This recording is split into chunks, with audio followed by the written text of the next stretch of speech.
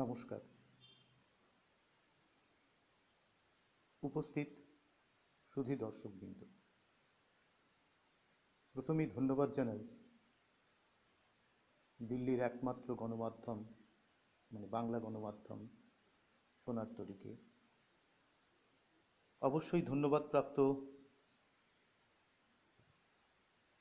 এই সংস্থার সঙ্গে যুক্ত যেসব ব্যক্তিত্বরা রয়েছেন, শ্রদ্ধেয় শুভাশিস দত্ত, অঙ্কিত সরকার, বিভাস মণ্ডল, অলোক শ্রীবাস্তব এবং শম্পা দেবনাথ, যাদের ঐকান্তিক প্রচেষ্টায় প্রতি মুহূর্তে এই গণমাধ্যমটি দিল্লির সীমানা ছাড়িয়ে কলকাতা, সুদূর বাংলাদেশ, এমনকি বিশ্বের আপামর বাঙালি সমাজের কাছে, বাংলাভাষী মানুষের কাছে একটা অন্যতম গণমাধ্যম রূপে পরিগণিত হয়েছে। বর্তমানের এই কঠিন সময়ে, যেখানে মানুষের বেঁচে থাকাটা একটা কঠিন সময় এসে দাঁড়িয়েছে, আন্তর্জাতিকভাবে একটা আমরা দেওয়ালে পিঠ থেকে যাওয়ার সময় এসেছে, সেইখানে এই গণমাধ্যমটি মানুষের কাছে যেন একটা বাড়তি অক্সিজেন যোগায়। প্রতিটি মানুষ সন্ধ্যের পর একটি নির্দিষ্ট সময়ের জন্য অপেক্ষা করে এই গণমাধ্যমদের দিকে তাকিয়ে। এটা সংস্কৃতিপ্রেমী মানুষের কাছে একটা বাড়তি উন্মাদনা। আশা করব এই গণমাধ্যমের শ্রীবৃদ্ধি আরও দ্রুত ছড়িয়ে পড়ুক, এবং যতদূর আমার জানা আছে 2007 সাল থেকে এই গণমাধ্যমের যাত্রা শুরু। দিল্লির এনসিআর কেবল চ্যানেলের মাধ্যমে এটির প্রথম যাত্রা শুরু হয়। তারপর 2018 সালে এটি ওয়েব চ্যানেলে রূপান্তরিত হয় সোশ্যাল মিডিয়ার হাত ধরে, এবং এই নভেম্বর মাস থেকে এটি ইউটিউব চ্যানেলে পরিণত হয়েছে। এই যে আমরা যেসব অনুষ্ঠানগুলো প্রতিদিন প্রতি মুহূর্তে যেটা করে যাই বা দেখি, সেগুলো সব আপনারা ইউটিউবে পাবেন। এবং এই গণমাধ্যমটির একটি ওয়েবসাইটও চালু হয়েছে। আর কিছুদিনের মধ্যে আরও কিছু পরিকল্পনা আছে, এবং সামনে কয়েকদিন মধ্যে থেকেই এই চ্যানেলটি প্রতিদিন কিছু সাংবাদিক বন্ধুদের সঙ্গে বর্তমান পরিস্থিতি নিয়ে একটা আলাপচারিতা পর্ব থাকছে। এটা আমাদের কাছে একটা অন্যতম প্রাপ্তি।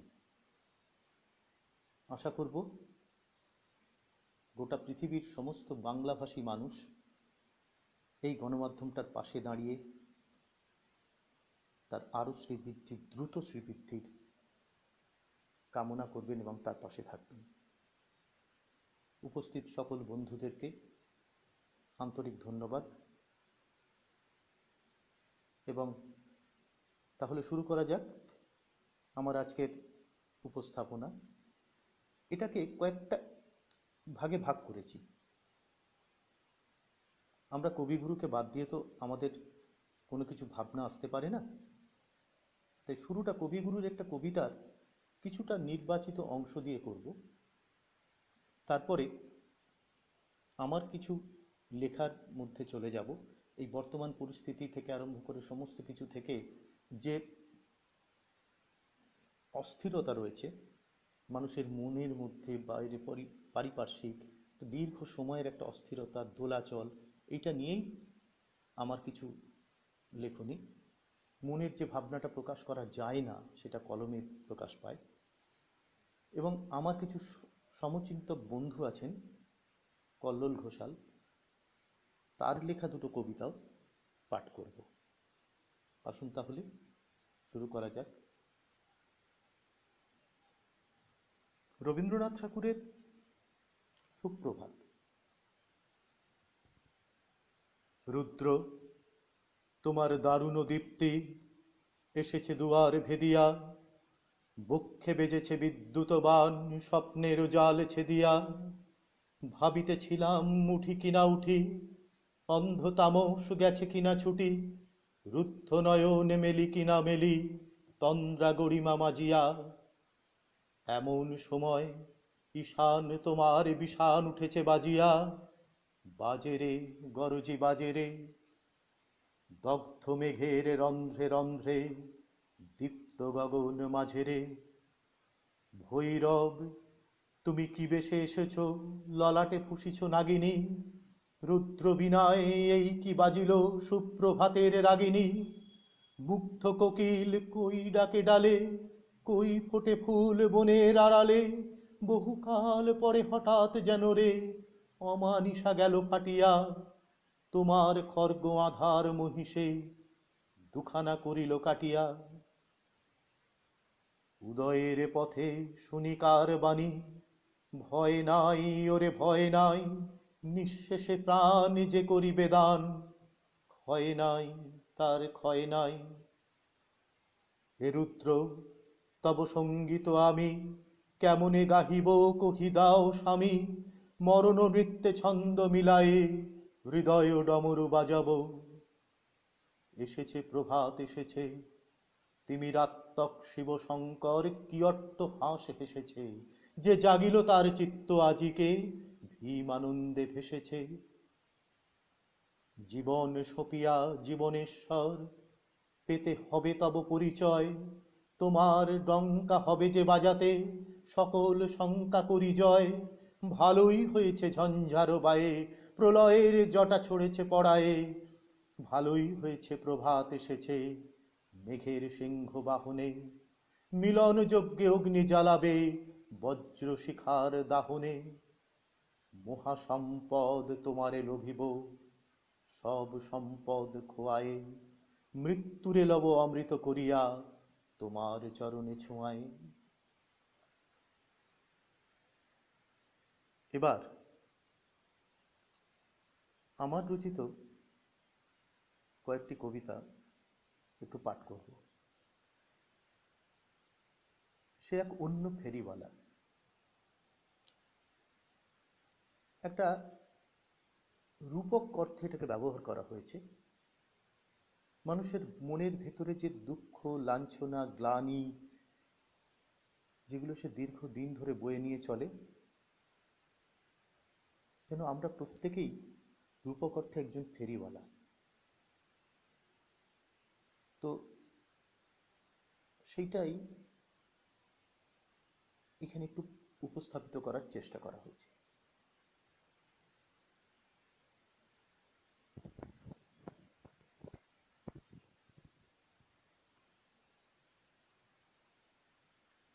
সে এক অন্য ফেরিওয়ালা। ও ফেরিওয়ালা, ফেরিওয়ালা, তোমার ঝুলিতে কি আছে গো? গলির মুখটার তেতলার বাড়ির ছাদ থেকে কে যেন মিষ্টি সুরে ডাক দিল। ঘুরে তাকালো সে, আবার সেই ডাক, তোমার ঝুলিতে কি আছে গো? ফেরিওয়ালা কোনো কথা বলতে পারে না, শুধুই তাকিয়ে থাকে।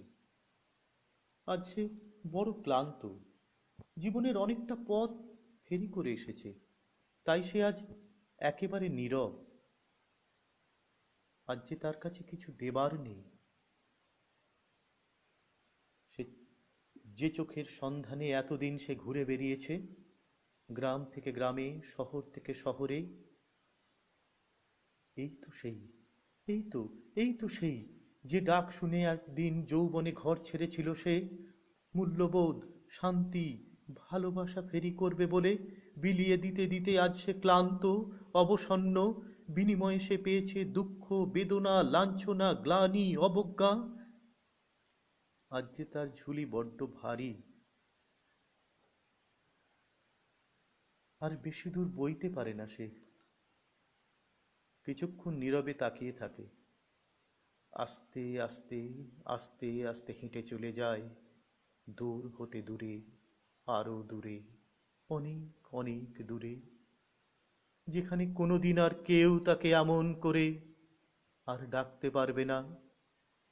হয়তোবা কোনো এক পথের বাঁকে, আবার কোনো এক গলির ভিতর থেকে কেউ হয়তো কোনোদিন ডেকে বলবে, ও ফেরিওয়ালা, ফেরিওয়ালা, তোমার ঝুলিতে একটু মুক্তি আছে গো। হ্যাঁ, একটা জিনিস আমি দেখছি যে সাউন্ডটা বোধহয় একটু কম শোনা যাচ্ছে, তো আমি বুঝতে পারছি না যে সমস্যাটা কি। তো এখন কি একটু পরিষ্কার শোনা যাচ্ছে?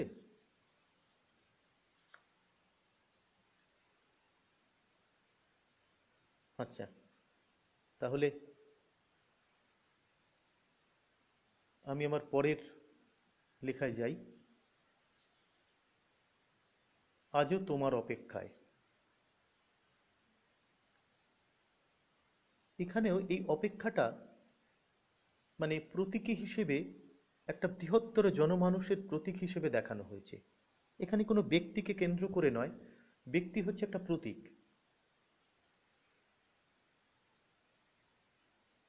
পুরো পুরো লেখাটার মধ্যেই, সমস্ত কিছুর মধ্যেই একটা অ্যালিগরিক্যাল ব্যাপার, ভাবনাটাকে তুলে ধরার চেষ্টা করা হয়েছে। দেখা যাক আপনাদের ভালো লাগে কিনা। আজও তোমার অপেক্ষায়।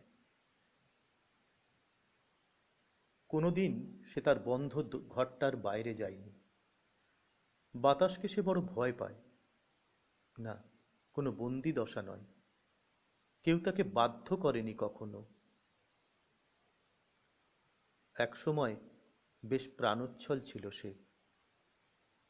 চারপাশে কঠিন সময় তাকে চার দেওয়ালের মধ্যে আটকে দিয়েছে। নিজেকে আর মেলে ধরতে পারে না। জীবনযুদ্ধে ক্রমশ পিছিয়ে থাকতে থাকতে আজ সে নিজেকেই একেবারে বন্দি করে নিয়েছে।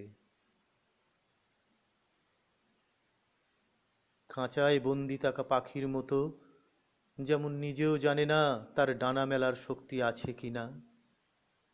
আজ সে বড় ভীতু, খুব ভয় পায়। যদি আবার নতুন করে ঝড় ওঠে, তার নিজের এইটুকু আশ্রয় যদি আর না থাকে, সে হারিয়ে যেতে চায় না। একদিন সেই সুন্দর পৃথিবীর সব ঘ্রাণটুকু নিতে চেয়েছিল, পারেনি। তাই তো আজ সে ক্লান্ত, অবসন্ন, অর্ধমৃত। একদিন যার মধ্যে ছিল অসীম অপার সম্ভাবনা, আজ তাকে জাগানোর কেউ নেই। আজ যে রক্তকরবীর রাজা, নিজের মধ্যেই এক কঠিন জালে বন্দী। হঠাৎ একদিন প্রচণ্ড ঝড় উঠল, চারদিক সব তছনছ হয়ে গেল। যে ভয়, যে আশঙ্কায় সে সদা জাগ্রত ছিল, সেটাই ঘটল। ভেঙে গেল তার সব বন্ধ দরজা জানলা, উন্মুক্ত করে দিল তাকে। যে সূর্যের আলোকে এতদিন সে তার নিজের ঘরে প্রবেশ করতে দেয়নি, আজ সেই ঘর আলোয় ভরে গেল। সে উন্মাদের মতো ছুটতে চাইছে, কিন্তু পারছে না। তার শরীরে যে আজ কোনো শক্তি নেই। বারে বারে সে ভাবতে থাকে, মন যেন তার ছুটে যেতে চায়, কিন্তু পারে না। মুক্ত বাতাসে দুবাহু ভরে আলিঙ্গন করতে চায়, কিন্তু পারে না। সে যে আজ অনেক দূরের। আস্তে আস্তে সে বেরিয়ে আসে। সে বেশ বুঝতে পারে, কোনো এক নন্দী যেন তার এই বন্ধ দরজা খুলে দিয়ে গেল, আর বলে গেল, এই পৃথিবীতে তোমার যে এখনো অনেক কাজ বাকি। এসো, বেরিয়ে এসো, আমাকে আলিঙ্গন করো।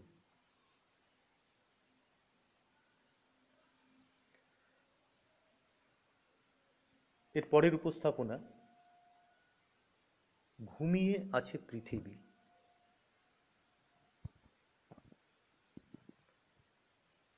আসলে আমাদের দৈনন্দিন জীবনে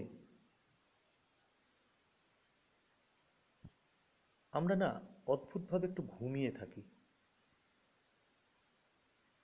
এই ঘুমটা বাস্তবিক ক্ষেত্রে মানে আক্ষরিক অর্থে ঘুম নয়, যে ঘুমটা আমাদেরকে, আমাদের বোধকে, আমাদের মননকে জাগাতে দেয় না। আমার লেখনীতে সেইটাই চেষ্টা করা গেছে যে আমাদের মননকে জাগাতে হবে। হয়তো তারই আজকে বড় অভাব।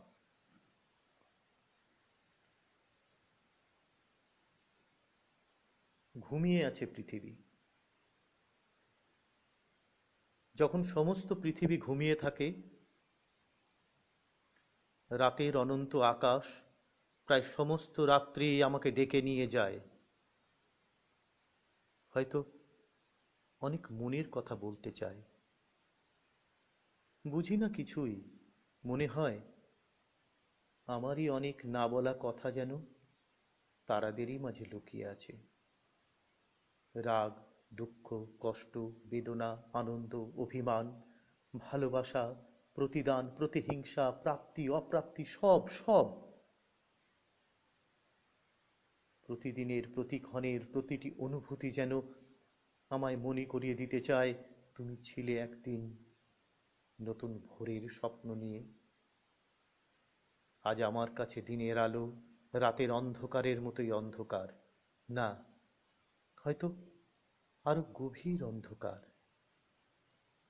সময় বদলে যায়, হয়তো বদল হয়েছে তোমারও, কিন্তু রাতের অন্ধকার সে তো আগের মতোই আছে। কাল রাতেও আমার কানে কানে বলে গেল তার যে অনেক কিছু বলার আছে, কিন্তু সময় যে আর হয় না।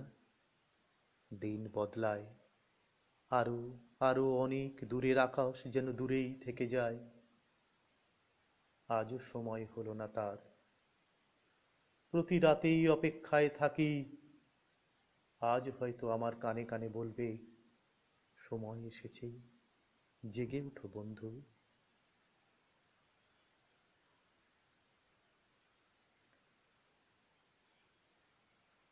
ধন্যবাদ সোনারতরীকে আমার এই অনুষ্ঠানটিকে ভালো লাগার জন্য। হ্যাঁ, দেখছি অনেকেই উপস্থিত হয়েছেন, ভালো লাগছে। আসলে বন্ধুদের সহযোগিতা পেলে তবেই তো ভেতর থেকে একটা অনুভূতি জাগায়, একটা নতুন ভাবনার জন্ম নেয়। সেই চেষ্টাই করছি।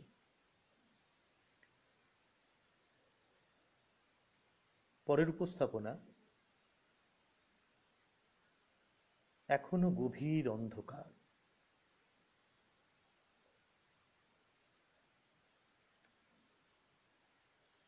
এই চারপাশের বর্তমান সময়ের যে কঠিন পরিস্থিতি, একটা অন্ধকার সময়ের মধ্যে দিয়ে যাচ্ছি, শুধু এই এই এখন নয়, আসলে একটা দীর্ঘ সময় ধরে, একটা দীর্ঘ বছর, দীর্ঘ সময় ধরে আমরা একটা অন্ধকার সময়ের মধ্যে দিয়ে যাচ্ছি, যেখানে মানুষ মানুষের থেকে বিচ্ছিন্ন। রবীন্দ্রনাথের ভাষায় বলা যায় প্রতিটা মানুষ আজ আছে আমরা বিচ্ছিন্ন দ্বীপে পরিণত হয়েছি। সত্যি তাই, একেই বলে তার দূরদর্শিতা। আজ থেকে কত বছর আগে তিনি এই ভাবনাটা ভেবে রেখেছিলেন যে একটা সময় আসবে মানুষ একে অপরের থেকে বিচ্ছিন্ন হয়ে যাবে।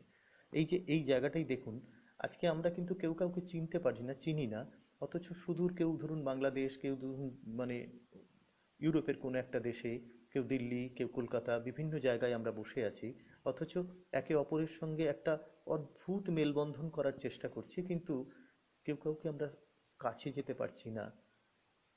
একটা দূরত্ব থেকে যাচ্ছে, কোথায় যেন একটা আছে অথচ নেই, এই ভাবনাটা কাজ করছে। এই বোধহয় এইটা আমরা চাইনি, বড় কাছের মানুষ হতে চাই।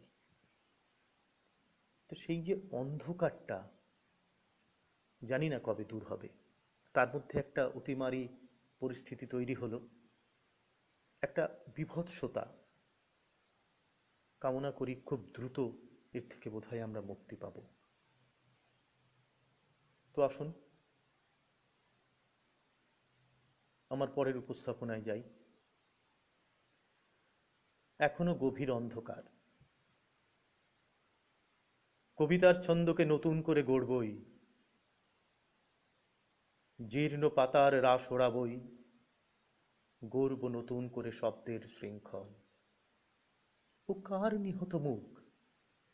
ভাইয়ের মুখের মতোই কি অবিকল, নাকি অন্য কেউ? জানি না, তবুও ছুটে যাই তার নিথর দেহের পাশে। পচা গলার দেহের মতো ছুঁড়ে ফেলে দেব কবিতাকে। লিখব তোমার আমার কাহিনী কবিতার ধারালো বেয়নেট আর বুলেট দিয়ে। জানি তোমার কাছে মনে হয় এ সকাল বড় কঠিন, কিন্তু লক্ষ মুখের লক্ষ্য নিয়েই তো এই পথ চলা। আজ হয়তো ভাবনার তরী তোমার কাছে নোঙর বাড়তে পারেনি, কিন্তু কাল পারবে। আমি জানি সেদিন তুমিও ছুটে যাবে ওই নিথর দেহটার পাশে। আজ যাকে হয়তো ভাইয়ের মুখের মতো মনে হয়, একদিন সে কিন্তু তোমারই আপনজন হয়ে উঠবে। তখন পারবে তো রাস্তার ধারে পড়ে থাকা লাশটার থেকে মুখ ফিরিয়ে চলে যেতে? সেদিন কিন্তু আর বেশি দেরি নেই। রাত জাগা পাখির মতো রাত পাহারা দাও বন্ধু। নিজেকে কঠিন করে গড়ে তোলো। পৃথিবীর সৃষ্টিতে যেমন একদিন তুমি আর আমি এক হয়েছিলাম, আবার আজ সময় এসেছে পৃথিবীটাকে নতুন করে চেনার, গড়ে তোলার।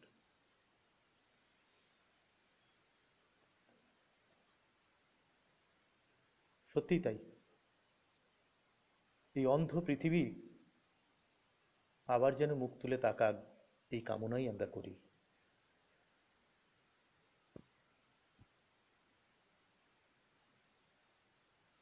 দেখা যাক। ধন্যবাদ বন্ধু, আপনার মূল্যবান মতামতের জন্য। আমার লেখা ভালো লাগছে এর জন্য আপনাদেরকে ধন্যবাদ। ধন্যবাদ আর এক বন্ধুকে। আমার পরের উপস্থাপনা তোমাকে চাই। এইটা একটা অদ্ভুত। এখানে তুমি বলতে সেই বৃহত্তর জগৎ। আসলে প্রকৃতি আর মানুষ যেন একে অপরকে হাত ধরাধরি করে চলে। এই লেখাটা আমার একটি চলার পথে দেখা একটা সত্যি ঘটনা। তবে ঘটনাটা পুরোটা সত্যি নয়, কিছুটা হয়তো আমার ভাবনার কল্পনার সঙ্গে মিশে একটা অন্য রূপ নিয়েছে। তবে খানিকটা হলো আমার দেখা ঘটনা, সেটা একটু চেষ্টা করেছি আমার কলমে একটা অন্য রূপ দেবার। তোমাকে চাই। ফুলটার রংটা তো এমন নয় মা। থমকে গেল আমার চলার পথটা। কেউ যেন আমার পা দুটোকে আটকে ধরল। ফিরে তাকিয়ে দেখি মাতার ছোট্ট শিশুটাকে নিজের হাতে ছবি আঁকা শেখাচ্ছে। কি জাতি, কি ধর্ম, কি বর্ণ জানি না। শিক্ষাগত যোগ্যতা না, জানি না। বোধহয় জীবনযুদ্ধে বাঁচার লড়াইয়ে কখনো প্রয়োজন বোধ হয়েছে বলে মনে হয় না। হঠাৎ আমাকে দাঁড়াতে দেখে, বাবু একটু সময় হবে? সময়ের হিসাব জানি না, তবে একটু কিছুক্ষণ। আমার দিকে তাকিয়ে বলল। আমার সাথে কথা বলতে বলতে ছেলেটার হাত থেকে খাতাটা নিজের হাতে নিয়ে খচখচ করে কি যেন আঁকিবুকি করতে লাগলো। কিছুটা অস্বস্তির মধ্যে কৌতূহল হলো। খাতার দিকে তাকালাম। এ কি? যেন আমারই প্রতিচ্ছবি আস্তে আস্তে ফুটে উঠছে। কয়েক মুহূর্তটা কতক্ষণ, সেটা অনুধাবন করার ইচ্ছে বা মানসিকতা কোনোটাই তখন বুঝে ওঠার অবস্থায় আমি ছিলাম না। ওই মুহূর্তগুলো নিজের মধ্যেই আমি ছিলাম না। আজ মনে হলো নতুন করে আমাকে যেন কেউ আবিষ্কার করলো। এই দোলাচলে যখন দোদুল্যমান, আপনাকে এঁকে ফেললাম বাবু, কেমন হয়েছে দেখুন। এই শব্দের মধ্যে যেন বাস্তবে ফিরে আসা। খাতার পাতার ছবিটা যেন আমার দিকে তাকিয়ে রয়েছে। আমার মনের গভীরের যে ভাবনা, বাসনা, কামনা এতদিন আড়াল হয়েছিল, আজ যেন তারাই আমার দিকে তাকিয়ে রয়েছে, যেন কিছু বলতে চায়। অপার দৃষ্টিতে তার দিকে তাকিয়ে রইলাম। অনেক কিছু বলতে ইচ্ছে হলো, পারলাম না। আসলে সামাজিক পরিচয়ে আমাদের মধ্যে যে অনেক ব্যবধান। চারপাশের কৌতূহলী চোখগুলো এতক্ষণে অনেকটাই ভিড় জমিয়ে ফেলেছে। ইচ্ছার বিরুদ্ধেও কিছুটা গম্ভীর হবার চেষ্টা করলাম। নিজের অজান্তেই একটা শব্দ বেরিয়ে এলো, বাহ, বেশ, বেশ ভালো। নিজেকে এমন রূপে কখনো দেখিনি।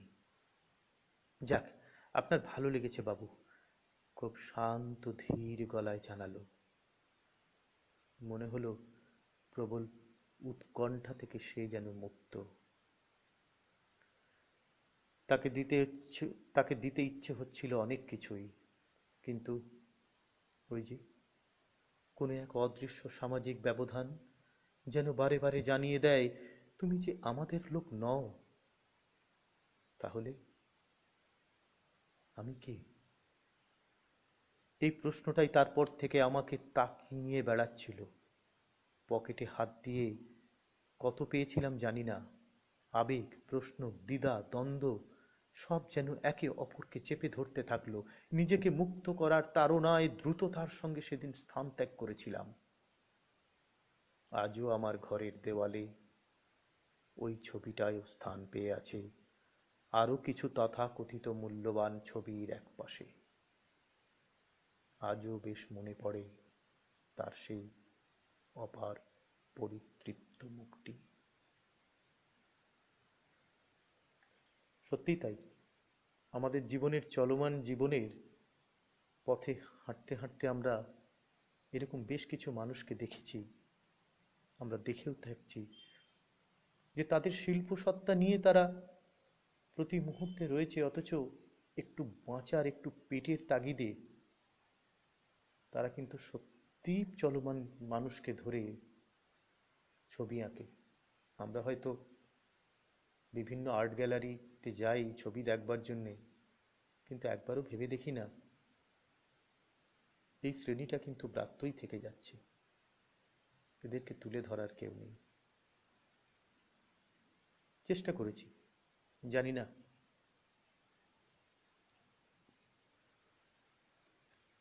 আচ্ছা, এবার একটু অন্যরকম ভাবনায় একটু যাওয়ার ইচ্ছে হলো। সেটা হচ্ছে, আমার তো বললাম যে আমার এক বন্ধু, সমচিন্তক বন্ধু কল্লোল, তার লেখা দুটো কবিতা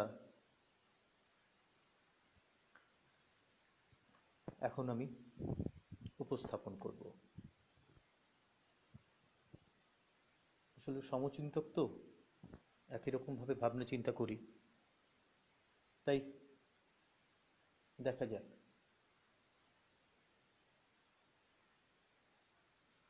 মান্যতা, কল্লোল ঘোষাল।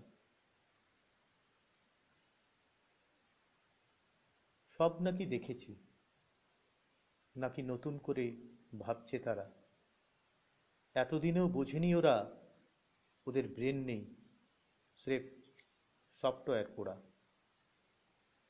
ওদের মগজে শুধুই আমার চাহিদা ভরা।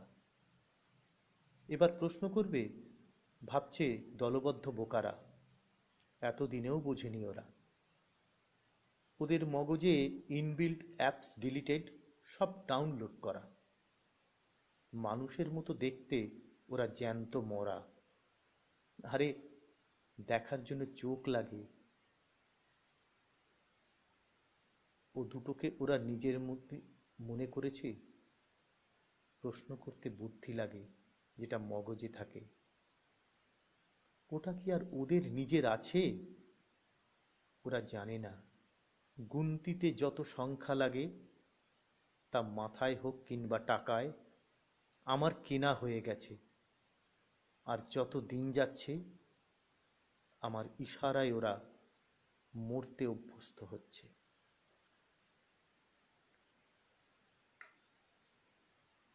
আসলে সময়টাকে ধরার চেষ্টা করেছেন। কল্লোলের আরেকটি কবিতা আমার যে একটু ভালো লাগার কবিতা বলে আমি এখন উপস্থাপনা করছি। যদি তিনি উপস্থিত থাকেন আশা করি ওনার ভালো লাগবে। আমি ও সে, কল্লোল ঘোষাল।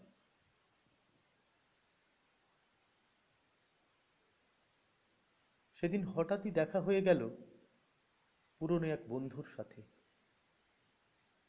আমি পারলেও সে পারেনি আমায় চিনতে।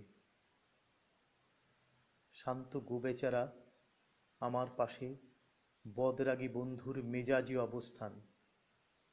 যৌবনের এই মোড় থেকেই দুজনকে দুদিকে সরিয়ে দিয়েছিল। ডাইনে ছিলাম মাথা ভরা টান টান করে আঁচড়ানো চুলের আমি, আর বাঁয়ে ছিল ভণ্ড রাষ্ট্রবিছের দংশনে বিষহরি কোঁকড়ানো ছিল তুমি। ভীষণ বেমানান ছিল বেমতলবী বিভূষণ।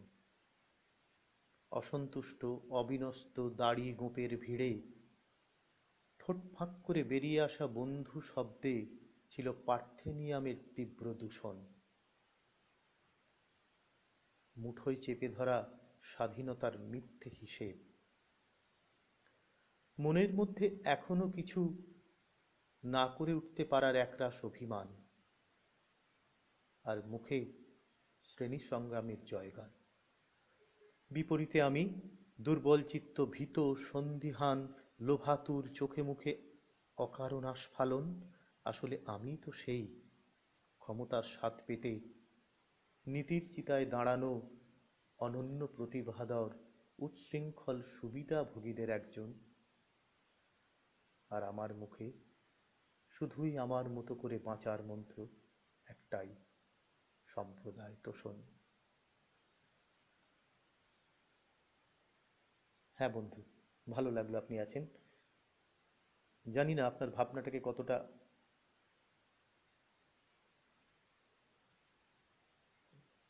উপস্থাপন করতে পারলাম।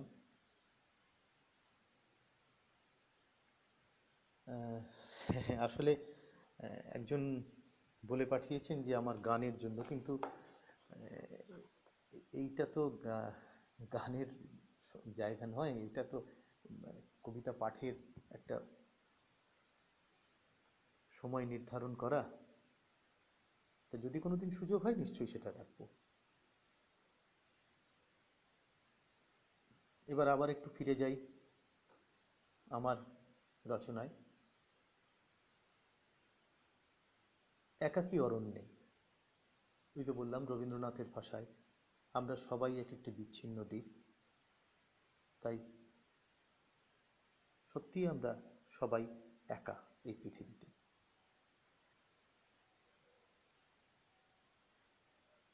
একাকী অরণ্যে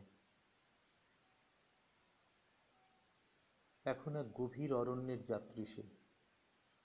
একাকী চলেছে নতুন সকালের পসরা নিয়ে।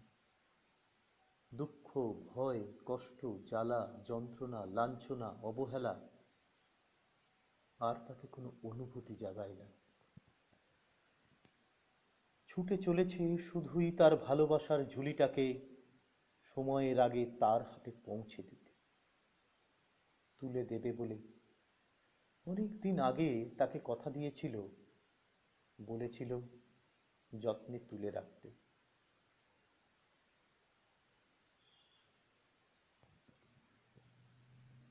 সময় হলে আবার ফেরত নেবে বলে। বহু বছর ধরে সযত্নে তাকে বাঁচিয়ে রেখেছে আজও। অনেক জীবনের দুঃখ, কষ্ট, লাঞ্ছনা সহ্য করেছে, তবুও ঝুলিটার অমর্যাদা করেনি কখনো। একাকী অনেক বিনিদ্র রাত্রি কাটিয়েছে, তবুও ঝুলিটাকে বুঝতে দেয়নি কখনো নিজের প্রতিটি দিনের ছোট্ট ছোট্ট অনুভূতিগুলো তার কাছে জমা রাখত, ভালোবেসে তার হাতে তুলে দেবে বলে। এটা যে তার নয় কোনোদিন ভাবতেও পারেনি, কিন্তু আজ সে বুঝেছে, তাই তো ফিরিয়ে দেবার তাগিদ আজ তাকে উন্মাদ করে তুলেছে। ছুটে চলেছে গভীর অন্ধকারেই, রাত্রির অন্ধকারের চেয়েও অন্ধকার যে তার জীবনের অন্ধকার গভীর। সময়ের আগেই যে তার কাছে পৌঁছে দিতে হবে তার জীবনের ফেলে আসা ইতিহাস।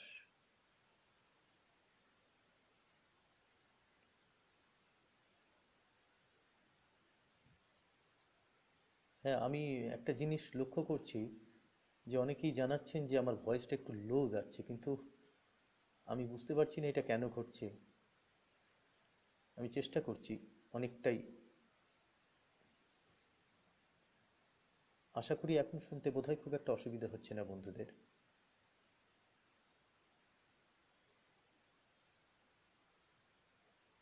আচ্ছা, বেশ। আমার এবারের উপস্থাপনা বন্ধ জানালা। আমাদের মনের জানলা কিন্তু আমরা ইচ্ছে করে বন্ধ করে রাখি, কিছু অনুকরণ করব বলে। নিজের ভিতরের যে ক্রিয়েটিভিটি, মানে উপস্থাপনাটাকে বিভিন্নভাবে, সেটাকে কিন্তু আমরা কখনোই উপস্থাপিত করতে দিই না। সমস্ত মনের জানলাকে উন্মুক্ত করে আমরা ভাবতে চেষ্টা করি না কখনো, সব সময় নিজেরটুকু নিয়ে ব্যস্ত থাকি। না, এটা বোধহয় আমাদের জগৎ নয়, এর বাইরে একটা বৃহত্তর জগৎ আছে। চেষ্টা করেছি সেই দ্বন্দ্ব থেকে একটা কিছু সৃষ্টি রাখার। বন্ধ জানালা। অনেকদিন ঘরের জানলাগুলো বন্ধ, খোলা হয়নি। কারণটা আজও জানি না। শুনেছিলাম বন্ধ জানলার ওধারে কারা যেন থাকে। আমাদের সভ্যতার সঙ্গে নাকি মেলে না, ওদের সব কিছুই যেন ওদের মতো। এই শুনে শুনেই এতগুলো বছর কেটে গেছে। ধীরে ধীরে বড় হলাম, আমার পরিচিত ছবি আস্তে আস্তে পাল্টে যেতে লাগলো। চেনা ছবি হলো অচেনা, আর অজানা ছবি হলো চেনা। জীবনবৃত্তের সূত্র ধরেই আমার উত্তরা আর আমরা হয়তো নিজের অজান্তেই পরের প্রজন্মের কাছেও তুলে দিলাম। কিন্তু এটা তো আমরা চাইনি। এক বন্ধনহীন বন্ধুরহীন বন্ধু সমাজ চেয়েছিলাম, পেলাম না, হয়তো পেতে দিল না কারা তা জানি না। কিন্তু এটা বেশ অনুভব করি, ছোট্ট ছোট্ট লোভ লালসা তোমার আর আমার মাঝে আজ অন্তরায়। হয়তো তুমি বদলে গেছো, নাকি আমি, তা ঠিক জানি না। জানি বুঝতে পারি না। জানি না কে কাকে বলতে পারবো আমি আজও বেঁচে আছি তোমার জন্যে। এখনো বেশ মনে পড়ে, চারদিকে গভীর অন্ধকার, তোমার সাথে পথ হেঁটেছিলাম অনেকটা সময়, অনেকটা দিন ধরে। তখন তোমার চোখে মুখে দেখেছিলাম নতুন কিছু গড়ে তোলার স্বপ্ন, মানুষকে জাগিয়ে তোলার স্বপ্ন। যে স্বপ্ন একদিন ভাসিয়ে নিয়েছিল তোমাকে, আমাকে, আরো অনেক অনেক স্বপ্নালু চোখের জিজ্ঞাসাকে। সেদিনের প্রবল ঝড়ে কখন তুমি হারিয়ে গেলে বুঝতে পারিনি। নতুন স্বপ্নের তাড়নায় অনেক আবেগ, অনেক উন্মাদনা, নতুন আশা, তোমার আমার পথ হয়ে গেল আলাদা। তারপর অনেকটা সময় পেরিয়ে গেল, হারিয়ে গেল আমাদের জীবনের ভালোবাসা, দেওয়া নেওয়া, চাওয়া পাওয়ার মাঝে বিক্রি হয়ে গেল জীবনের ভাবনা, জীবনের স্বপ্নগুলো। অনেকদিন পর আবার একদিন তোমায় খুঁজে পেলাম বন্ধ জানলার ওধারে।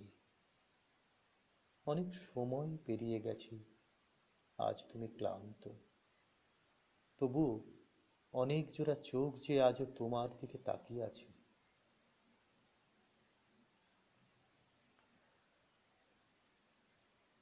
আমার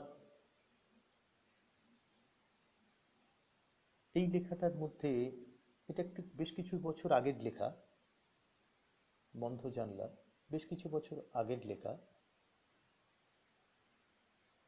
কিন্তু দেখলাম যে এখনো বোধহয় আমাদের বন্ধ জানলা খোলার সেই মানুষ খুঁজে পাওয়া গেল না। এই অপেক্ষায় আমরা এখনো আছি, জানি না আর কতদিন থাকতে হবে।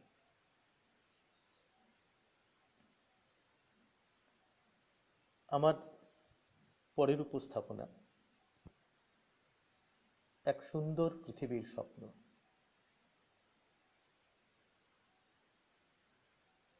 ছেলেটার বুকে ছিল অনেক স্বপ্ন, ঘুমিয়েও দেখতো সে স্বপ্ন, আবার জেগেও দেখতো স্বপ্ন। একটা সুন্দর পৃথিবীর স্বপ্ন দেখত, ভালোবাসা ঘেরা এক সুন্দর পৃথিবী, যেখানে থাকবে না কোনো চাওয়া পাওয়ার স্বার্থের দ্বন্দ্ব। এই ভাবনায় একদিন তোমাকে সে সাথে পেয়েছিল, আরো শক্ত হয়েছিল সে। তখন সে ভেবেছিল একাই এ পৃথিবীর সব থেকে শক্তিশালী মানুষ, তুমি আছো সাথে। তার ভাবনা একদিন সত্যিই রূপ পাবে। তারপর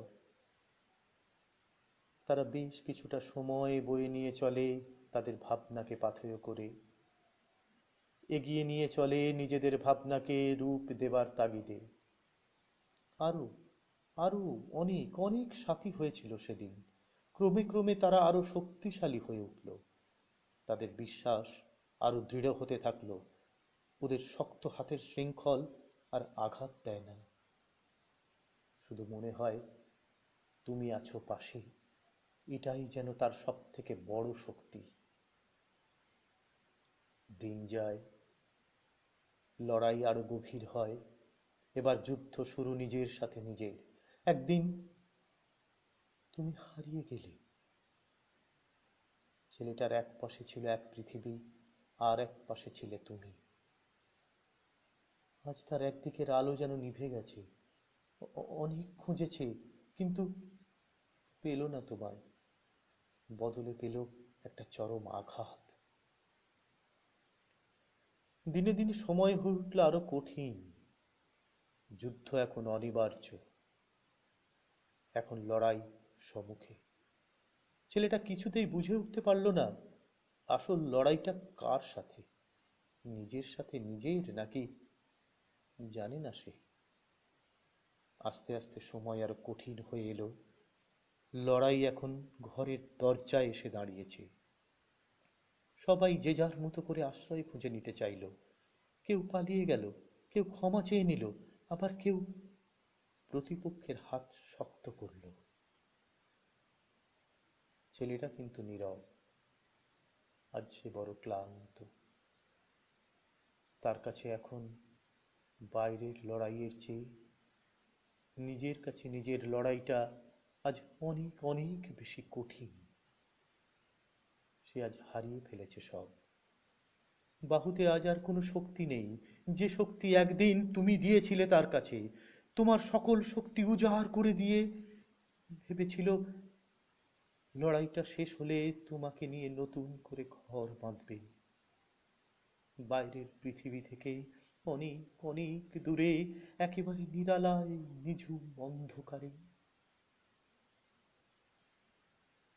তারপর একদিন ভোরে সবাই দেখল, কাউকে কিছু না বলে নীরবে সে বিদায় নিল। কেউ বলবে মূর্খ, জীবন যুদ্ধে হেরে গেল, আবার কেউ বলবে ছেলেটা তো বেঁচে গেল। আরেকটি হৃদয় জানতেও পারবে না, চিরকাল নীরবেই রয়ে যাবে, হয়তোবা নিজের সাথে নিজেই যুদ্ধ করে সেও একদিন ক্লান্ত হয়ে হারিয়ে যাবে।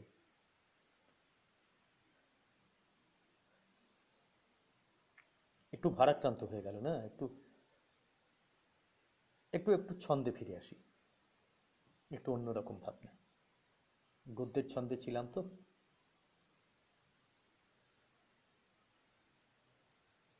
আবার যদি হয়তো দেখা, একদম সাধারণ একটা ছন্দে বলার চেষ্টা করেছি, দেখি কেমন লাগে আপনাদের। যাক, ভালো লাগছে, আপনারা সব অনেকেই উপস্থিত রয়েছেন, সবার নাম হয়তো বলতে উঠতে পারছি না এখানে। তো ভালো লাগছে আপনাদের এই যে উপস্থিতি, এবং তাতে শুধু আমার বলে বলছি না, এই গণমাধ্যমটার আরও যে প্রসার ঘটছে,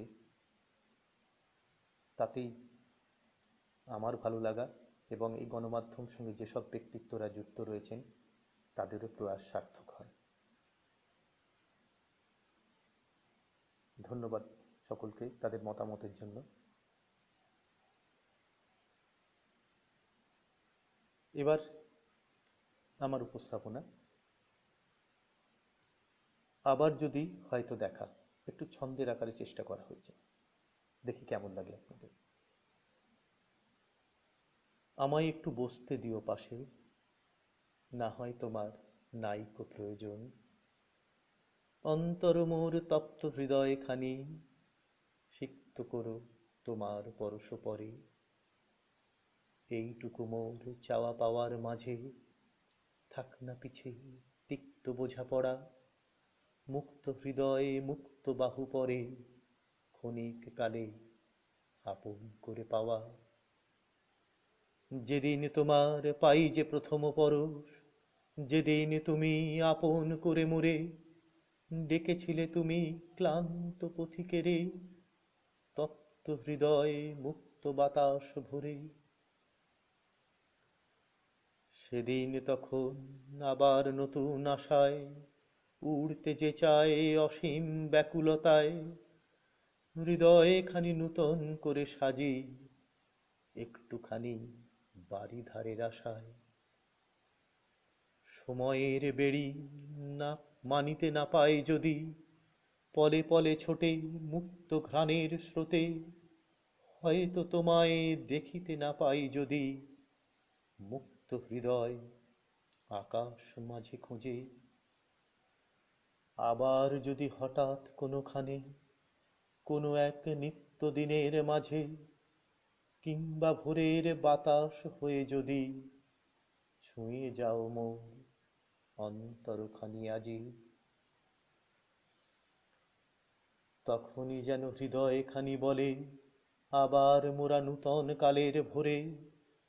মনে হয় যেন সেদিনেরই তরে আজও, দেয় সে ধরা মনে রাঙিনা পরে। চেষ্টা করলাম একটু অন্য রসবোধ আনতে। প্রসঙ্গক্রমে বলে রাখি, এই সমস্ত কবিতাগুলোই আমারই কয়েকদিন আগে বা কয়েক মাস আগে প্রকাশিত একটু কাব্যগ্রন্থ, বন্ধু তোমার জন্য, তাতেই সব সংকলিত রয়েছে। তো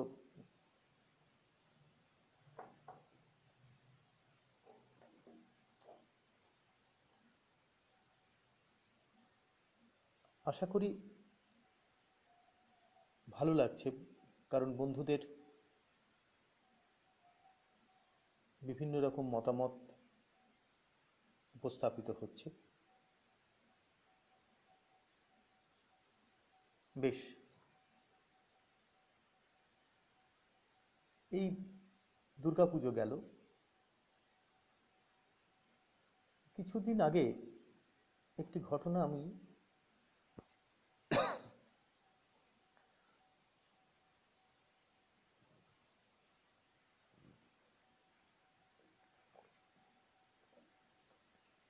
অনেকক্ষণ ধরে কথা হচ্ছে তো।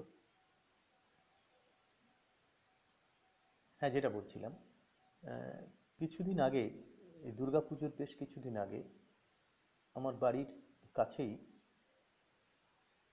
একটি শপিং মল তৈরি হলো। তো সেটাতে বিভিন্ন রকম ম্যানিকুইন দেওয়া থাকে না, সাজানো থাকে। তো সেটা দেখে একটা ভিড় করেছে, বেশ কিছু লোকজন ভিড় করে দেখবার জন্য। সেটা দেখে আমার একটা লেখা মনে মনে হলো, তাদের দেখে একটু লিখতে ইচ্ছে হলো। তো সে লিখে ফেলেছিলাম। দেখি সেটা কেমন লাগে আপনাদের। অন্য ভুবন। সদ্য তৈরি হওয়া মলটার সামনে ছেলেটা অনেকক্ষণ ধরে দাঁড়িয়ে আছে। খুব কৌতূহল হলো, এগিয়ে গেলাম। একটু নিরাপদ দূরত্বে দাঁড়িয়ে দেখার চেষ্টা করলাম।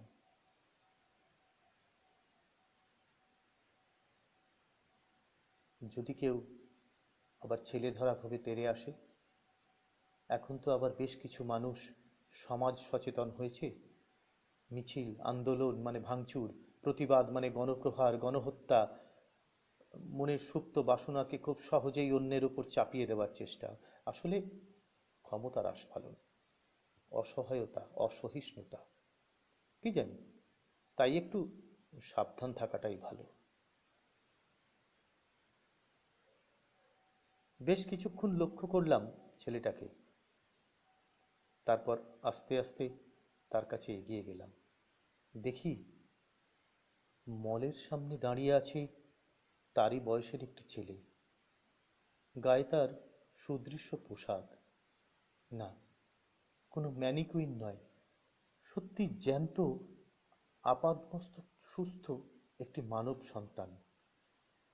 একটি সুদৃশ্য কাঁচের বাক্সর মধ্যে সাজানো আছে। অনেকক্ষণ ধরে ছেলেটাকে তাকে কিছু বলতে চাইছে, কিন্তু কাঁচের ঘরের ভেতর থেকে কোনো সাড়া মিলছে না। আস্তে আস্তে ছেলেটার গায়ে হাত রাখলাম। ঘুরে তাকালো, চোখে জল, যেন কিছু বলতে চায়। ছেলেটা যেন খুব ভয় পেয়ে গেল। আমি কিছু করিনি কাকু, ওর জামাটা দেখছিলাম, কি সুন্দর। কি হয়েছে, কাঁদছো কেন? ছেলেটাকে বললাম। কি জানি, সে মনে হয় আমাকে কিছুটা বিশ্বাস করতে পারল।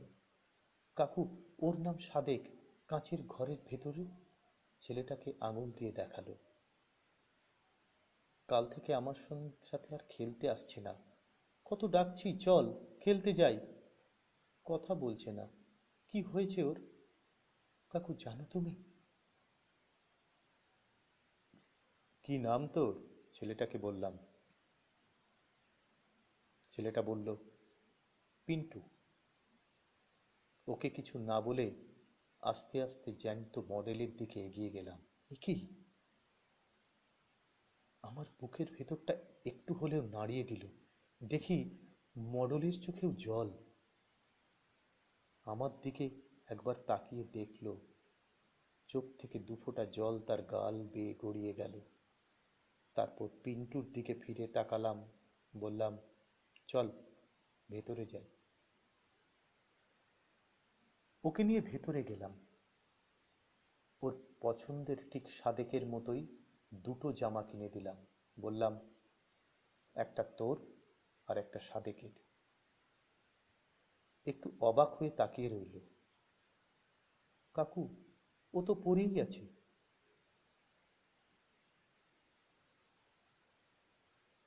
ও যে, ওকে বোঝাতে পারবো না, ও তো মডেল।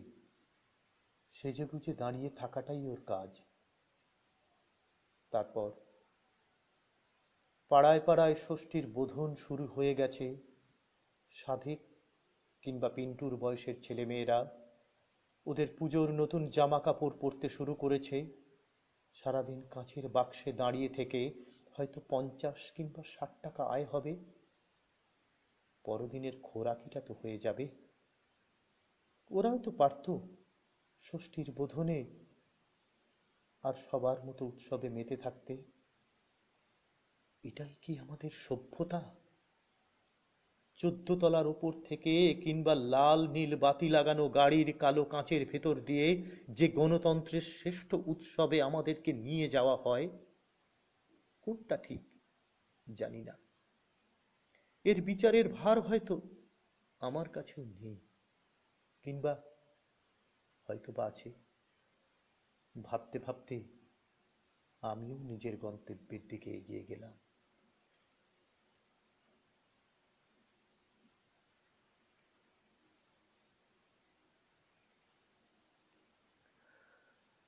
বেশ,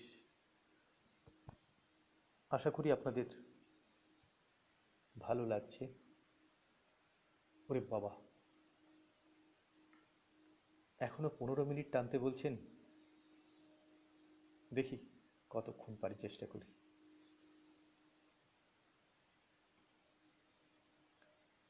আসলে আপনাদের সকলের অনুরোধের গান তো মুশকিল হয়ে যাচ্ছে, যে তার তো একটা মিনিমাম প্রস্তুতি থাকে। সেটা যদি আগে জানা থাকতো তাহলে সত্যিই আমি একটা প্রস্তুতি নিয়ে রেখে দিতাম। কারণ কিছু ইনস্ট্রুমেন্ট তো লাগে, তো সেগুলো সবই আমার কাছে। সেগুলো আমি একটু প্রস্তুত নিয়ে রাখলে আমার পক্ষেও সুবিধে হতো। এই প্রস্তাবটা আগে পেলে আমারও ভালো লাগতো। তো যাই হোক, এখন কি আর করি। আচ্ছা বেশ, আমার পরের উপস্থাপনা বন্ধন। আমরা সবাই একটা বন্ধনে আবদ্ধ। এই বন্ধনটা ঠিক কোথায় আমরা কেউ জানি না। হয়তো কারুর কাছে মনের কাছে, কারুর কাছে ভাবনায়, কারুর তার লেখনীতে, হয়তো কারুর তার অন্য কোনো ভালো লাগার জায়গা থেকে, বা আমাদের বিভিন্ন সংস্কৃতির বিভিন্ন ধারায়, ভাবনায় একটা অদ্ভুত অদ্ভুত একটা মেলবন্ধন তৈরি হয় আমাদের জন্মের পর থেকেই। আমাদের পারিবারিক সমস্ত জীবনের সাথে আমরা অঙ্গাঙ্গিভাবে জড়িত। এবং এই এই জড়িয়ে থাকা পাশাপাশি মানুষগুলোকে আস্তে আস্তে আমাদের যখন পরিবেশ পরিস্থিতি বড় হতে থাকে, তখন ওই ভালো লাগাগুলো না অন্য রূপ নিতে থাকে। সেখান থেকেই মানুষের জীবনের একটা অন্য অনুভূতির সৃষ্টি হয়, এবং তার মনন জাগ্রত হয়। এটা বিখ্যাত লোকেরাও বলে গেছেন, আমি তো একটা সামান্য একজন মানুষ, আমি আর কি বলবো বলুন। বন্ধন। তোমাকে ছুঁতে চাওয়ার বাসনায় ছুটে গেছি কত সহস্র বছর ধরে। পৃথিবীর এক প্রান্ত থেকে অপর প্রান্তে কোথাও কোনো নিরালা নিভৃত ক্ষণ খুঁজে পাইনি আজও, যেখানে তোমাকে পাবো শুধুই নিজের করে, একেবারে নিজস্ব ভাবনায়। রাতের অন্ধকারে যেদিন ঘর ছেড়েছিলাম, সেদিন তোমাকে নিয়েছিল অনেক প্রত্যাশা। তোমার শরীরের নেশা আমাকে প্লাবিত করেছিল, আরো আরো কঠিন করে দিয়েছিল আমাকে। সেদিন আমার কাছে ছিল আরো গভীর অন্ধকারে পথ চলার দৃঢ়তা, আর তোমার কাছে ছিল প্রতিশ্রুতি যে আমার অহংকার। তোমার জন্য চলতে পারি আরো আরো অনেক দূরের পথ। তোমার জন্য ভাবতে পারি আকাশ কুসুম, গল্প বলা রাত। ভাবতে ভাবতে অনেক দূরে নীল আকাশের অলিক স্তরে হারিয়ে গেছি তোমার সাথে হৃদয়ে গভীরে। তারপর আজ অনেক দিনের পরে তোমার সাথে দেখা। পেরিয়ে গেছে অনেক সময়, অনেক ফেলে আসা প্রত্যাশা, হারিয়ে গেছে কত স্বপ্ন, কত রঙিন, কত ভালোবাসা। বারে বারে জানতে ইচ্ছে করে, এই তুমি কি সেই তুমি? নিঃস্বার্থ হাত বাড়িয়েছিলে সেদিন, আজও কি আছে সেই মুক্ত আলোর বাসনা? আমি আছি আজও তোমারই জন্যে।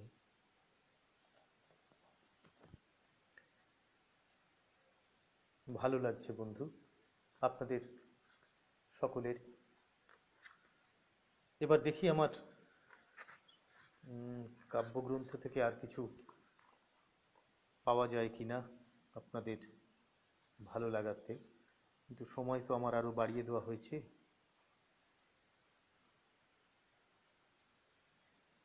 যাকে দেখি, অনুরোধ তো রাখতেই হয়।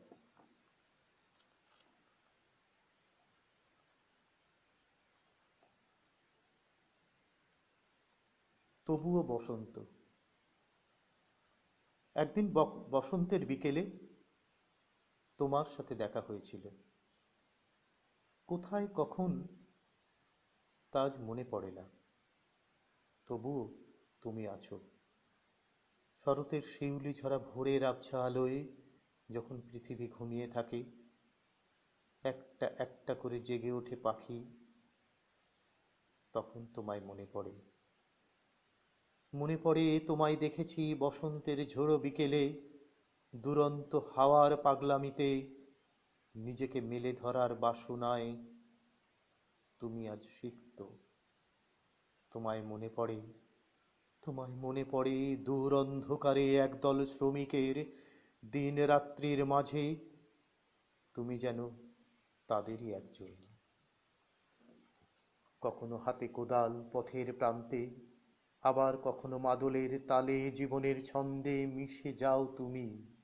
দূর হতে দূরে, আরো দূরে, কোন এক অনন্ত অসীমের মাঝে।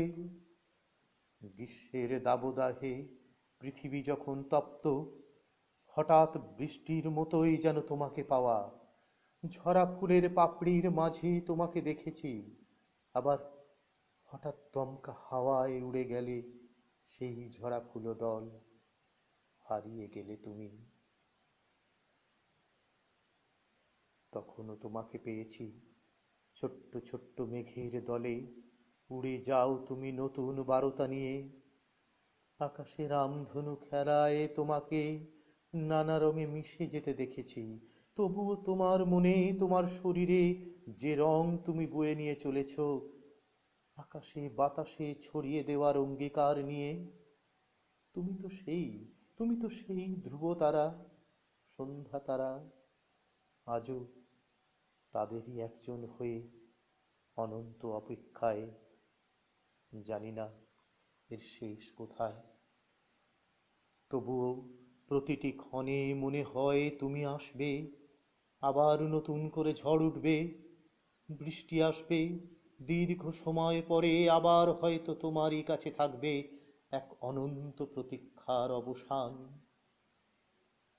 তাই তো আজ বারবার বলতে ইচ্ছে করে, এই পথ চলা এখনো অনেক বাকি।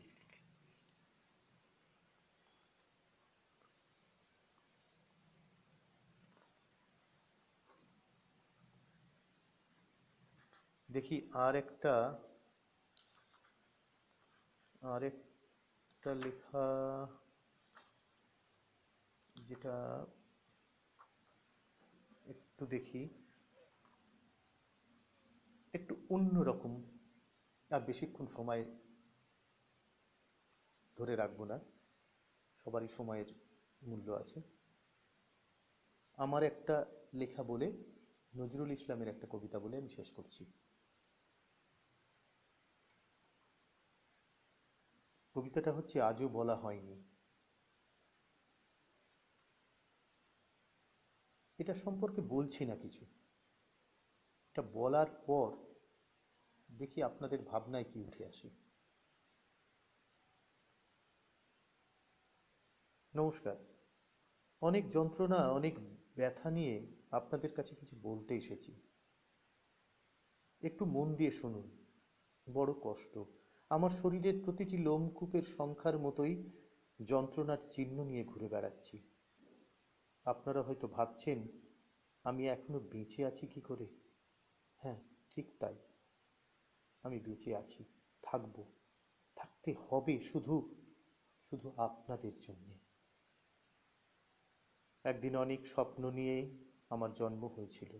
শাঁখ বেজেছিল, বাড়ির পাড়ার মহিলারা উলুধ্বনি দিয়েছিল, কারোর বাড়িতে বেজেছিল আনন্দের গান, কোথাও বা পাড়ার মোড়ে একদল কচি কাঁচা যুবক যুবতী আনন্দে বিহ্বল ছিল। নাচে গানে আনন্দে আমাদের মুখরিত রাখবে বলে সবাই যেন মেতে উঠেছিল। তারপর অনেক সময় পেরিয়ে গেল। ভোরের আলো যেন রাতের অন্ধকারের সঙ্গে মিশে গেল। ভয়, আতঙ্ক, বিভীষিকা, গ্লানি, লাঞ্ছনা, আঘাত, প্রত্যাঘাত, মৃত্যু, সব সব যেন প্রায় প্রতিদিনের অভ্যাসের মতো জীবনের সঙ্গে মিশে গেল। আমি যেন নিজেকে আর আগের মতো খুঁজে পাই না। প্রতিটি যন্ত্রণা, প্রতিটি আঘাত, প্রতিটি অত্যাচার, প্রতিটি মৃত্যু আমার শরীরের একটি একটি করে ছবি এঁকে যায়। মনে হয় তারা যেন আমায় কিছু বলতে চায়। বুঝি না কিছুই, তবু শরীরের প্রতিটি অঙ্গকে সজাগ রেখে প্রশ্ন করি, কে তোমরা? কি চাও আমার কাছে? নেই কোনো উত্তর। তারপর আরো সময় পেরিয়ে গেল। আঘাত প্রত্যাঘাত নিয়ে বেশ চলছিল। তবু মনে হচ্ছিল যেন হয়তো কোনো এক সকালে আবার নতুন কোনো আলোর রেখা ভোরের জানলা দিয়ে উঁকি দেবে। এইটুকু আশা, এইটুকু বিশ্বাস যেন দিনে দিনে আমাকে আবার নতুন করে পথ চলতে শেখাতে লাগলো। তারপর আমিও যেন দিন যাপনের কর্মব্যস্ততায় হারিয়ে গেলাম। মনে মনে ছোট্ট আশাকে জাগিয়ে রেখে সূর্যোদয়ের অপেক্ষায় থাকলাম। জানি না কেন আমার ছোট্ট পরিবারের নিরাপত্তা আমাকে আরো বেশি করে নিজের দিকে টেনে নিয়ে গেল। হয়তো হয়তো এটাই জীবন। তারপর কি যে হলো জানি না। একদিন ভোরের আলো আমার কাছে বিভীষিকার মতো এগিয়ে এলো। যে হাত একদিন আমার জন্মের পরে শঙ্খধ্বনি বাজিয়েছিল, সেই হাতেই আজ দেখলাম ধারালো হাতিয়ার। যারা একদিন আমাকে বড় আপন করে নিয়েছিল, আজ তারাই আমার কাছে অনেক দূরের প্রাণী। আজ যেন তাদের বড় অচেনা লাগে। একদিন তারাও আমাকে ফতোয়া দিল, আমাকে চলে যেতে হবে। কেন? কোথায় যাব? কারণটা হয়তো তারাও জানে না, কিন্তু যেতে হবে, নিরুপায়। তাই নিজের বলতে যতটুকু সম্বল সেটাকেই গুছিয়ে নেবার চেষ্টা করলাম। মনের মধ্যে সংশয়টা যেন আর কিছুতেই দূর হচ্ছিল না। কেন এমন হলো? এরা কি সত্যি সেই আমার আত্মার আত্মীয়?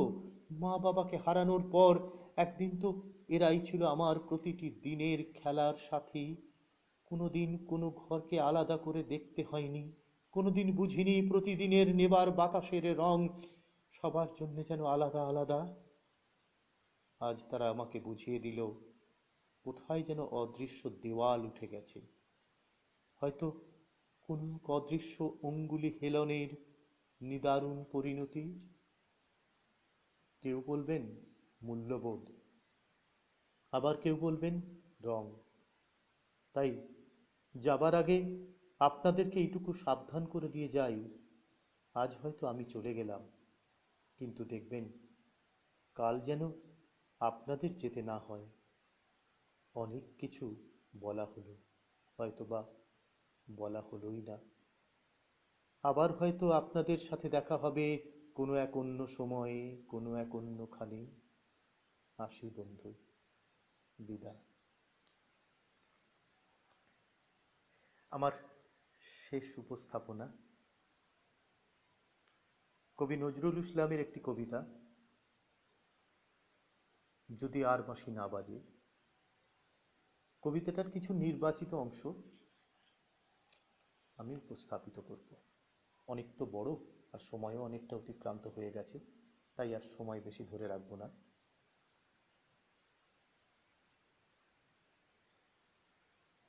ধন্যবাদ আপনাদের মতামতের জন্য। উপস্থিত সকল বন্ধুকে আবার অভিনন্দন জানাই। অভিনন্দন জানাই সোনার তরীর সংস্থাকে, তার সঙ্গে যুক্ত প্রতিটি ব্যক্তিত্বকে আমার আন্তরিক ধন্যবাদ। যদি আর বাঁশি না বাজে,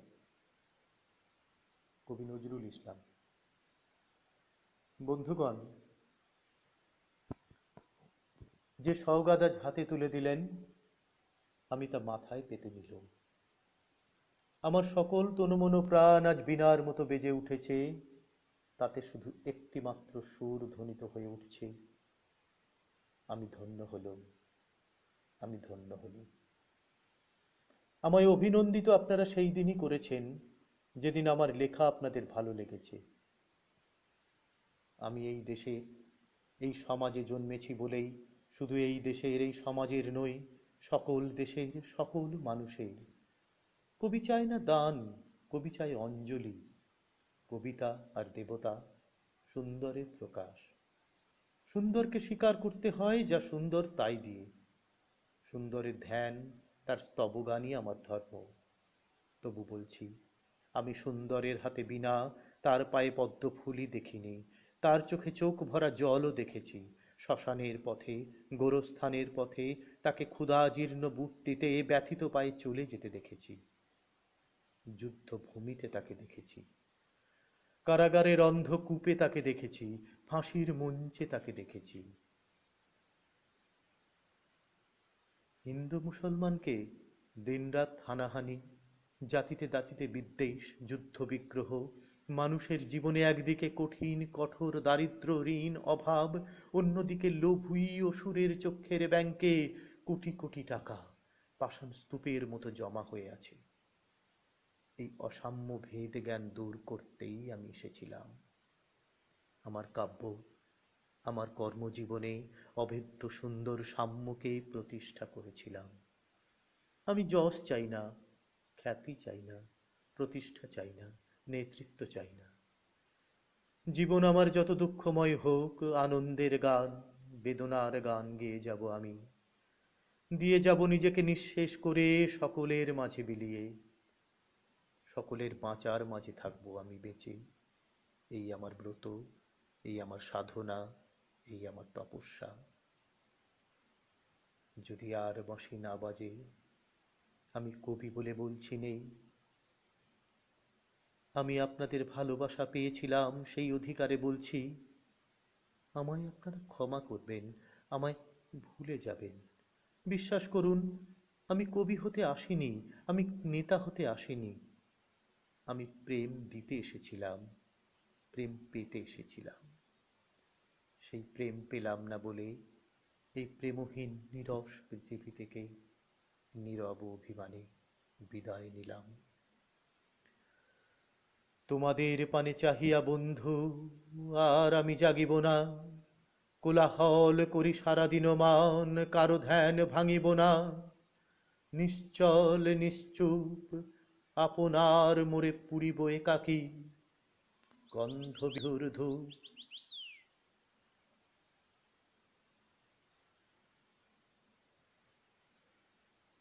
ধন্যবাদ বন্ধুরা। আজ সময় অনেকটাই অতিক্রান্ত। যদি আপনাদের অনেকের অনেক অনুরোধ ছিল একটা গানের, সংস্থার তরফ থেকেও ছিল, কিন্তু সময়টা অনেকটাই অতিক্রান্ত হয়ে গেছে। আসলে সব কিছুরই একটু প্রস্তুতি থাকে।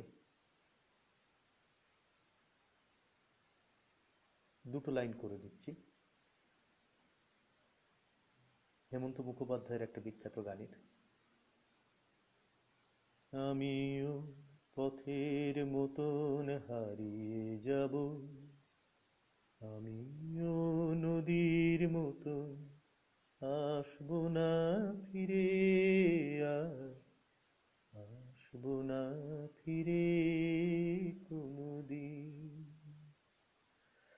আমিও দিনের মতন মিলিয়ে যাব, আসবো না ফিরে আর, আসবো না ফিরে কোনোদিন। না, কথা দিলাম আবার আসবো। সোনার তরী সংস্থাকে আবার ধন্যবাদ জানাই। এই সংস্থার সঙ্গে যুক্ত যে কজন ব্যক্তিত্বরা রয়েছেন, শুভাশিস দত্ত, অঙ্কিত সরকার, বিভাস মণ্ডল, অলোক শ্রীবাস্তব এবং শম্পা দেবনাথ, তাদের সকলকে আমার আন্তরিক অভিনন্দন। আশা রাখি আগামী দিনে আরও বড় এই সংস্থাটা নিজের রূপ প্রদান করবে, আরও বৃহৎ পরিবারের সঙ্গে এই সংস্থা যুক্ত হবে, তবেই এর শ্রীবৃদ্ধি, তবেই আমাদের এই প্রচেষ্টা সার্থক। ধন্যবাদ জানাই উপস্থিত সকল বন্ধুদের, যারা এতক্ষণ আমাদের এই অনুষ্ঠানের সঙ্গে ছিলেন। তাদের সকলকে ধন্যবাদ। শুভরাত্রি। আবার দেখা হবে।